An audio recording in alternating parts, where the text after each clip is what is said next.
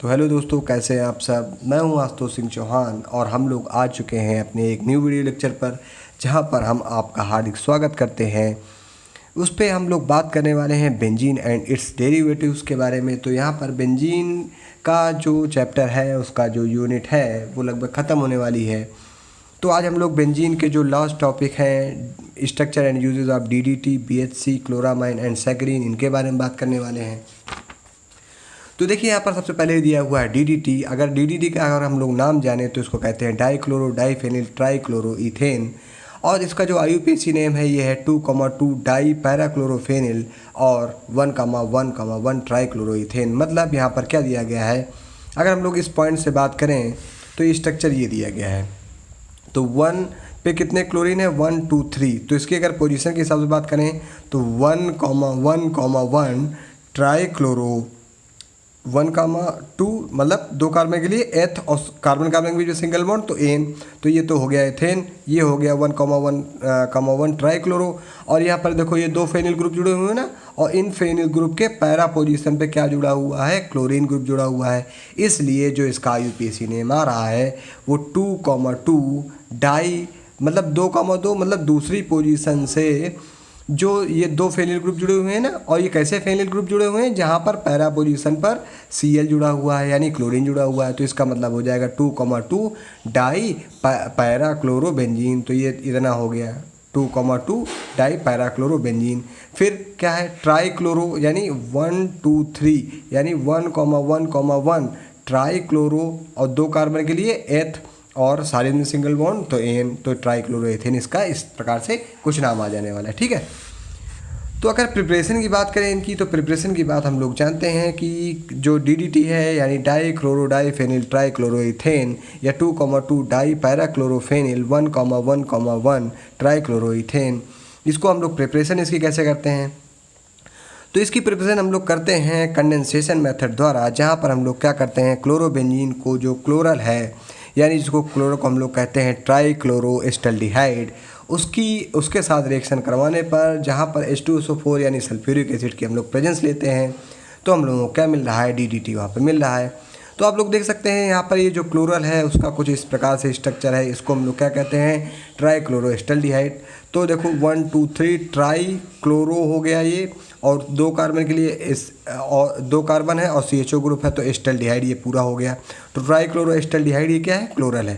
तो जब क्लोरल की जब हम लोग रिएक्शन, यानी एक मालिक्यूल क्लोरल की रिएक्शन जब हम लोग 2 मालिक्यूल क्लोरोबेंजीन से करवा रहे हैं वहाँ पर, तो वहाँ पर हम लोगों को क्या मिल रहा है, H2SO4 मिल रहा है।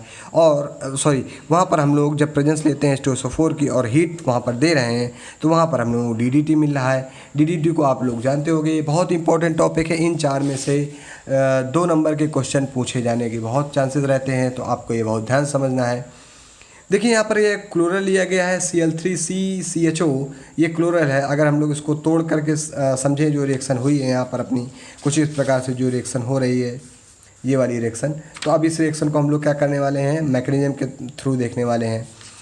तो देखिए यहाँ पर दिया गया है, ये हम लोगों ने क्लोरल ले लिया है और 2 मालिक्यूल क्लोरोबेंजीन के लिए लिए हैं। तो जब यहाँ से एक क्लोरोबेंजीन का H+ निकालेंगे तो यहाँ पर बेंजीन रिंग पे माइनस होगा, और बेंजीन रिंग क्लोरीन को क्या करेगी, कंटेन करेगी।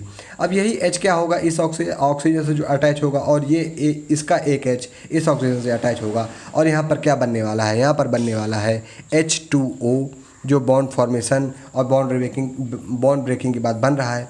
अब देखो यहाँ पर पॉजिटिव चार्ज है, यहाँ पर कैसा है, बेंजीन रिंग पे नेगेटिव चार्ज है, इस पर भी नेगेटिव चार्ज है, और यहाँ पर जो कार्बन की वैलेंसी है वो कितनी कम है, 2 कम है। तो इस 2 कम की जो कमी है वैलेंसी की, हम लोग इसको क्या करेंगे, इन दोनों रिंगों को इस पर अटैच कर देंगे। तो देखिए यहाँ पर आप लोग देख रहे होगे CCl, तो CCl इस प्रकार हो गया, फिर CH हो गया, और यहाँ पर ये 2 बॉन्ड टूटे हैं ऑक्सीजन के, यहाँ पर जो 2+ चार्ज आएंगे क्रमशः। यहाँ तो हमने एक ही बॉन्ड टूटता हुआ देखा है, यहाँ पर दूसरा बॉन्ड भी टूटेगा, वो भी माइनस आएगा, तो वो भी यहाँ पर क्या देगा, पॉजिटिव चार्ज देगा। तो इस प्रकार 2 बेंजीन यहाँ पर अटैच हो जाएंगे। तो यही तो क्या है, डीडीटी है, यही तो अपना क्या है, डीडीटी है। तो ठीक है, डीडीटी आप लोगों का आई होप आपको समझ में आई होगी। अगर हम लोग इसकी जो मेल्टिंग पॉइंट है उसकी बात करें, तो इसका जो मेल्टिंग पॉइंट होता है, ये होता है 109 डिग्री से 110 डिग्री के बीच में। अगर हम लोग इसकी यूज की बात करें तो डीडीटी को आप लोग बहुत अच्छे से जानते हैं कि ये क्या है। जो हमारे गांव देहात के भाई हैं जिनके घरों में खेती होती है, और वो लोग जानते हैं कि डीडीटी क्या है, वो एक इंसेक्टिसाइड है। मतलब इंसेक्टिसाइड का मतलब क्या है, ये इंसेक्ट को साइडल नेचर देती है, मतलब इंसेक्ट को मार देती है। और इसका जो मेनली यूज़ किया जाता है वो कहाँ यूज़ किया जाता है, ये पर्टिकुलरली इनका यूज़ किया जाता है मच्छरों के मारने में, और जो मक्खियाँ होती हैं उनको मारने में, या जो फसल में जो कीड़े मकोड़े हो जाते हैं जो फसलों को खा जाते हैं उनको मारने के लिए हम लोग उसका यूज करते हैं। फिर यहाँ पर दिया गया है it is responsible for the almost complete eradication of malaria. मतलब इसका जो यूज़ किया गया है वो पूर्व में यानी पहले कम जो मलेरिया था, जो बहुत चल रहा था पहले मलेरिया, उसके पूर्ण इरेडिकेशन में मतलब जड़ से समाप्ति के लिए हम लोगों ने वहाँ पर डीडीटी का यूज़ किया था। जहाँ पर क्या हुआ था, वर्ल्ड हो गया था फ्री फ्रॉम मलेरिया, मतलब जहाँ पर पूरा विश्व मलेरिया से दूर हुआ था। तो कैसे दूर हुआ था, डीडीटी के यूज़ से हुआ था। इसका एक ड्रॉबैक है कि ये बहुत ही टॉक्सिक होता है ह्यूमंस के लिए, जो कि क्या कर देता है कि बहुत सारी दिक्कतें आदमी में पैदा कर देता है, बहुत सारी डिसीज़ पैदा कर देता है, कहीं कहीं पर सेप्सिस भी आ जाती है। तो उसके बारे में भी हम लोग आगे जो फार्माकोलॉजी आएगी वहाँ पर बात करेंगे। और ये ह्यूमंस के साथ साथ कहाँ किन किन चीज़ों पे के लिए यूज़फुल नहीं है, या जो यूज़फुल स्पीसीज़ हैं उनको ये किन किन को दिक्कत कर रहा है। तो ये कुछ बर्ड्स हैं और कुछ फिशेस हैं जो क्या होता है, जो हमारे जो इन्वायरमेंट के लिए बहुत इंपॉर्टेंट है, तो उन पे उनके अगेंस्ट वर्क कर रहा है, उनको उनके जीवन में बाधा बन रहा है। इसलिए हम लोगों ने इसको क्या किया है, USFDA ने यानी USA में और कुछ अदर कंट्री हैं वहाँ पर इसको क्या कर दिया गया है, बैन कर दिया गया है। और जो इसका मेन यूज होता है उस पेस्टिसाइड कंट्रोल में, मतलब जहाँ पर कीड़े मकोड़े आ रहे हैं जो फसलों को बर्बाद कर रहे हैं उनमें ज़्यादातर यूज़ किया गया है। अगर इसके स्ट्रक्चर की बात करें तो ये देखिए एक पैरा बेंजीन यहाँ पर है, एक पैरा पेंजीन यहाँ पर है। इसको हम लोग पैराफेनिल यानी एक पैराक्लोरोफेनिल के दो स्ट्रक्चर हो गए। यहाँ पर एक ये देखिए, यहाँ पर एक कार्बन हो जाएगा, यहाँ पर एक कार्बन हो जाएगा। इस कार्बन से यहाँ पर 1 2 3 क्लोरीन जुड़े हुए हैं, और इस कार्बन से 1 2 3 ये 3 बॉन्ड जुड़े हुए हैं। तो ये अंडरस्टूड हो जाता है कि जहाँ पर कार्बन की वैलेंसी 3 नहीं है, मतलब 4 नहीं है, तो वहाँ पर जितने बॉन्ड हैं उनके अलावा जो 4 में बच रहे हैं वहाँ पर हम लोग क्या करते हैं, हाइड्रोजन का अटैचमेंट कर देते हैं। अब जो अगला इंपॉर्टेंट कंपाउंड आ रहा है वो आ रहा है सैकरीन। तो सैकरीन बहुत ही इंपॉर्टेंट कंपाउंड है, ये 2 नंबर में पूछा जाता है। ये जितने भी कंपाउंड हैं 4 के चारों कंपाउंड हैं, ये 4 के चारों आने के चांसेस हैं, 2 नंबर में आते हैं। कभी कभी क्या होता है बड़े नंबर में भी दे देंगे, मगर 2 नंबर से ज़्यादा ये नहीं आते हैं। तो अगर सैकरीन की बात करें तो सैकरीन को हम लोग कहते हैं ऑर्थो बेंजीन सल्फोनामाइड। मतलब जहाँ पर क्या होता है, बेंजीन की ऑर्थो पोजीशन पर सल्फो ग्रुप जुड़ा होता है, और वहाँ पर सल्फो ग्रुप के साथ एक एमाइड ग्रुप भी का अटैचमेंट होता है। तो इसलिए क्या बन जाता है, ऑर्थो बेंजीन सल्फोनामाइड। तो अगर इसकी हम लोग प्रिपरेशन की बात करें तो ये देखिए बेंजीन दिया गया है और बेंजीन पे CH3 ग्रुप का सब्स्टिट्यूशन किया गया है। मतलब यहाँ पर हम लोगों ने लिया है टॉल्यूइन, और टॉल्यूइन की जब रिएक्शन हम लोग करते हैं ClSO3H की प्रेजेंस में, तो वहाँ पर हम लोगों को जो मिल रहा है वो मिल रहा है टॉल्यूइन पे SO2Cl अटैच हो जा रहा है, और यहाँ पर क्या हो जा रहा है, यहाँ पर H2O क्या हो रहा है, बाहर निकल जा रहा है। जब इसकी जो ये ऑर्थो टॉल्यूइन सल्फोनिल क्लोराइड यहाँ पर मिल रहा है हम लोगों को, देखो ऑर्थो पोजीशन पे जुड़ा है ना, ऑर्थो पोजीशन पे ये कौन जुड़ा है, अब ये मेन ग्रुप हो गया, अब ये क्या हो गया, मेन ग्रुप हो गया, और ऑर्थो पोजीशन पे क्या चला गया, CH3 चला गया। ठीक है, तो ऑर्थो टॉल्यूइन मतलब ये पूरा बेंजीन के ऊपर CH3 है तो ये ऑर्थो टॉल्यूइन हो गया, और फिर सल्फोनिल क्लोराइड ये अलग हो गया, इसका अलग कंपाउंड नाम रख दिया गया। ठीक, जब इसकी रिएक्शन हम लोग NH3 से करवाएंगे तो अब यहाँ से क्या होगा, यहाँ से NH3 में एक H और इसका एक Cl निकलेगा, तो HCl बाहर हो जाएगा। तो यहाँ पे क्या हो जाएगा, माइनस का HCl बाहर हो जाएगा, और बचेगा क्या, इस SO2 के साथ ये जो यहाँ का NH2 बचेगा वो अटैच हो जाएगा। तो देखिए यहाँ पर ये बेंजीन, यहाँ पर CH3 पहले से था और SO2 यहाँ पहले से था, और ये Cl की जगह NH2 यहाँ पर जुड़ जाएगा, और वहाँ से एक H निकला है और यहाँ से एक Cl निकला है। इस प्रकार HCl यहाँ पर बाहर हो रहा है। अब जब ये जो कंपाउंड ऑर्थो टॉल्यूइन सल्फोनामाइड यहाँ पर बन रहा है, जब इसकी रिएक्शन हम लोग KMnO4 से कराएं तो KMnO4 क्या करेगा, KMnO4 करेगा ऑक्सीडेशन। तो ऑक्सीडेशन जब करेगा तो क्या होने वाला है, यहाँ पर ये जो CH3 ग्रुप है ये COOH में चेंज हो जाएगा। तो देखो ये जो CH3 था ये COOH में चेंज हो गया, और SO2 NH2 यहाँ पर इसी प्रकार से बेंजीन के साथ अटैच हुआ है। अब जब हम लोग इस ये जो इंटरमीडिएट बचा हुआ है, जब इस इंटरमीडिएट को हीट करेंगे तो वहाँ पर जब हम लोग क्या करेंगे, वाटर को निकालेंगे। वाटर कैसे निकलेगा उसके बारे में भी हम लोग पूरी इसकी जो मैकेनिज्म है उसको जानने वाले हैं। तो जो वाटर निकलने के जो प्रोसीजर आने वाला है वो इस प्रकार है कि यहाँ पर क्या होगा, इससे एक OH निकलेगा और इससे क्या निकलेगा, इससे एक H निकलेगा। तो H और OH मिलके क्या बनाएंगे, H2O निकालेंगे, जो कि यहाँ पर H2O आप लोग साफ निकलता हुआ देख सकते हैं हीट की प्रेजेंस में। और यहाँ पर कुछ इस प्रकार का स्ट्रक्चर आएगा, वो वही स्ट्रक्चर क्या कहलाता है, सैकरीन कहलाता है। तो अगर हम लोग इसकी जो रिएक्शन मैकेनिज्म है उसकी अगर बात करें जो जिस प्रकार से हो रही है, तो आप लोग पहले ये इतना स्टेप देख सकते हैं। जब हम लोगों ने टॉल्यूइन की रिएक्शन ClSO3H के साथ करवाई है तो ऑर्थो टॉल्यूइन सल्फोनिल क्लोराइड बना हुआ है। तो ये कैसा बना हुआ है देखते हैं।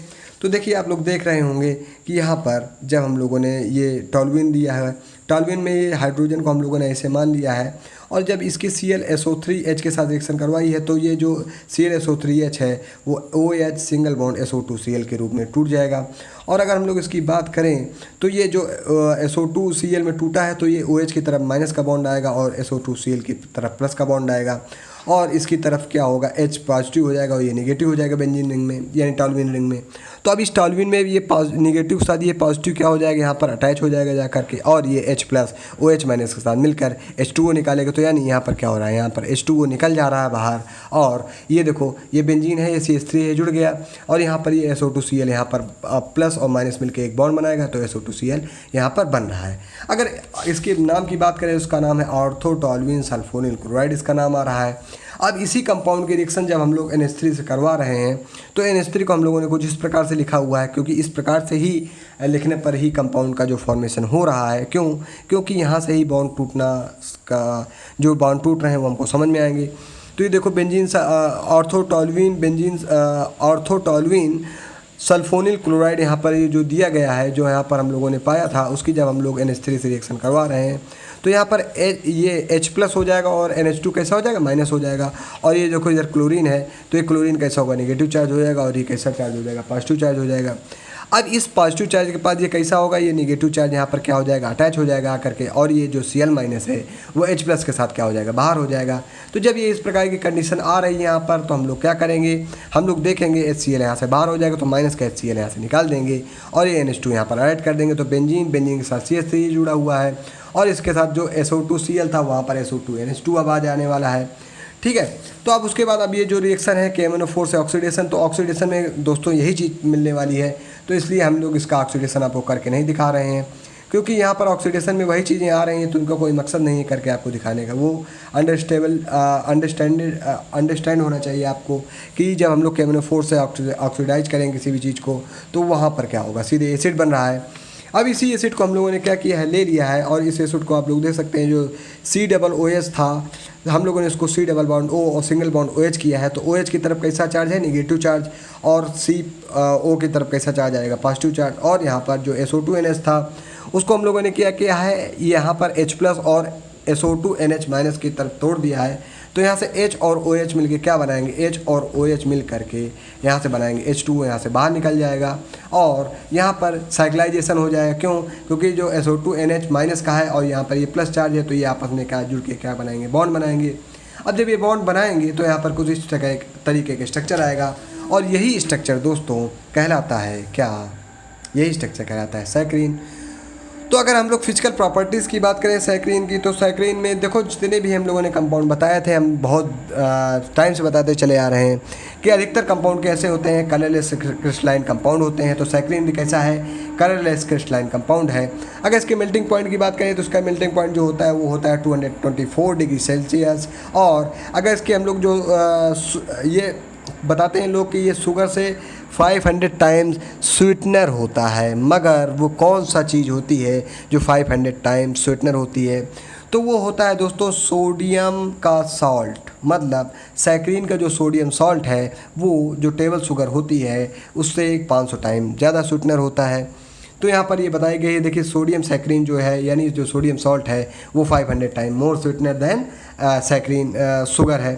तो यानी सैकरीन क्या है, 500 गुना ज़्यादा शक्कर से मीठा हुआ होता है। मगर यहाँ पर एक थोड़ा सा ड्रॉबैक आ जा रहा है। ड्रॉबैक ये आ जा रहा है कि जो इसका स्वीट टेस्ट है वो 500 गुना तो है, मगर जब हम लोग इस टेस्ट को चखने के बाद जब लास्ट में इसका टेस्ट का स्वाद लेते हैं तो हम लोग वहाँ पर क्या पाते हैं, एक हल्का सा बिटर टेस्ट पाते हैं। तो वही इसकी पहचान हो जाता है कि ये क्या है, सैकरीन है। अगर हम लोग इसके यूज़ की बात करें तो दोस्तों ये कैसे है, ये कैलोरी फ्री शुगर है। जहाँ पर क्या होता है, जो लोग वेट कॉन्शियस होते हैं, मतलब जिनका वेट बढ़ रहा होता है, उनको वेट नहीं बढ़ाना होता है, तो वो लोग शुगर को छोड़कर सैकरीन का यूज़ करने लगते हैं। या फिर उन लोगों के लिए यूज़ होती है जहाँ पर डायबिटीज़ है, जिन लोगों को डायबिटिक्स के पेशेंट हैं, उनको मीठा खाने की इच्छा है मगर वो शुगर नहीं ले सकते हैं, तो वो लोग सैकरीन ले सकते हैं। और इसका यूज़ हम लोग स्वीटनिंग एजेंट के तौर पर कर सकते हैं, बहुत जगह कर सकते हैं। कहाँ कहाँ पर कर सकते हैं, जैसे जो अपना पेस्ट होता है, मंजन होते हैं, उनके फॉर्मेशन में कर सकते हैं, टूथपेस्ट के फॉर्मेशन में, माउथ वॉशेस जो होते हैं उनके रूप में हम लोग इनका यूज़ कर सकते हैं, जहाँ पर हम लोग माउथ में डालते हैं और माउथ अगलर करते हैं, मतलब कुल्ला करते हैं, माउथ वॉश करते हैं, तो उन सब चीज़ों में भी हम लोग इसका यूज़ कर सकते हैं। और बहुत सारी जो एरिएटेड ड्रिंक्स हैं, मतलब जो कोल्ड ड्रिंक्स वगैरह हैं, उनके यूज़ में हम लोग इनका उपयोग कर सकते हैं। फिर जो अगला कंपाउंड आ रहा है वो आ रहा है बेंजीन हेक्साक्लोराइड। तो ये भी बहुत इंपॉर्टेंट कंपाउंड है और ये भी कैसा है, इंसेक्टिसाइड है। तो जो गांव देहात से जुड़े हुए हमारे भाई हैं, उन लोगों को सबको पता है, उनके घरों में ये बहुत सारी चीज़ें यूज़ होती हैं, चाहे वो DDT हो, चाहे वो BHC हो। तो बेंजीन हेक्साक्लोराइड कैसे होता है, ये हैलोजिनेशन ऑफ बेंजीन से मिलता है हम लोगों को। मतलब जब हम लोग बेंजीन में हैलोजन की रिएक्शन कराते हैं या बेंजीन में जब हम लोग क्लोरीन की रिएक्शन करवाते हैं, तो वहाँ से हम लोगों को क्या मिलता है, बेंजीन हेक्साक्लोराइड मिलता है। देखिए निराली की जो बुक है वहाँ पर कुछ स्ट्रक्चर गलत दिया गया है बेंजीन हेक्साक्लोराइड का, तो हम लोगों ने ये जो स्ट्रक्चर है उसको लिया है अरुण बहल बुक से, जो कि बहुत ही पेटेंट बुक है, जो कि बहुत ही रेफरेंस बुक है ऑर्गेनिक केमिस्ट्री की।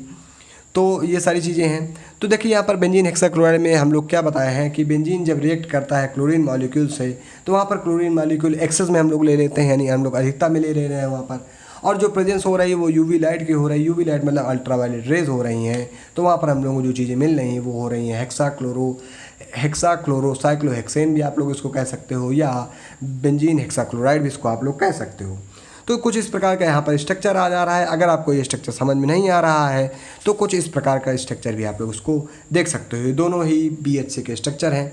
अगर इनका जो कॉमन नेम या सिनोनिम्स की बात करें तो इसको गैमेक्सिन भी कहते हैं, जो पशुपालक भाई हैं वो गैमेक्सिन कहते हैं, या जो कृषक भाई हैं वो गैमेक्सिन कहते हैं। और इसका जो अगर इंडस्ट्री नेम देखें तो लिंडेन है, यानी ये इंडस्ट्री नेम है। और ये फार्मर जो इसको जानते हैं वो इस नेम से जानते हैं, तो फार्मर गैमेक्सिन के नेम से जानते हैं, और इंडस्ट्री में इसको लिंडेन के नाम से जानते हैं, और जो हमारे बी फार्मर वाले साथी हैं वो इसको BHC यानी बेंजीन हेक्साक्लोराइड के नाम से जानते हैं।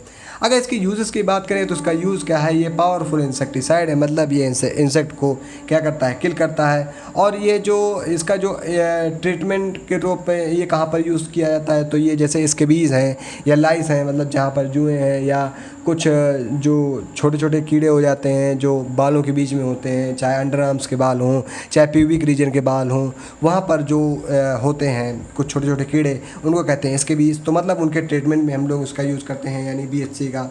उसके बाद क्या है, ये stomach and insect contact insecticide है, मतलब ये जो पेट में या इंसेक्टिसाइड जो कॉन्टैक्ट इंसेक्टिसाइड के रूप में भी इसका हम लोग यूज़ करते हैं।